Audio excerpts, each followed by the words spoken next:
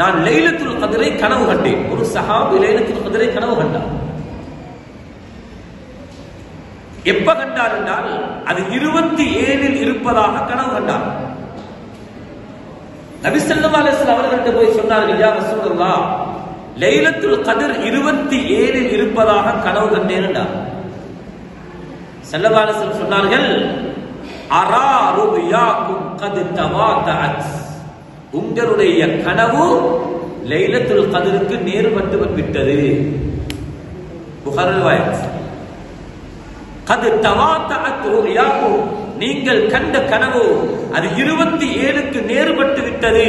எனவே ஃபல் தமிசு ஃபில் அவாஹிர் ஃபிஸ் ஸப்இல் அவாஹிர், ரமலானுடைய 27 தேடிக் கொள்ளுங்கள் என்றார்கள்.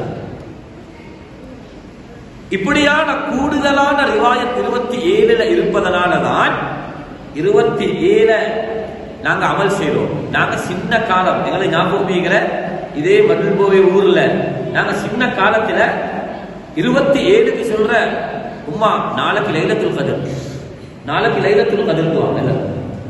ஏன் அந்த 27 லைலத்துல் கத்ராகத்தான் பார்க்கிறேன். அல்லாஹ்வோட பெரிய கிருபை, காலம் போக போக எல்லா ஊர்களையும் எல்லா மஸ்ஜிதுகள்லையும் எல்லா வாலிபர்கள் எல்லா மஸ்ஜிதுடைய நிர்வாகிகள் எப்படியாவது அந்த லைலத்துல் கத்ர் அடையோடு பண்றதுனால 21 இருந்து 29 வரைக்கும் அமல் செய்யறாங்க.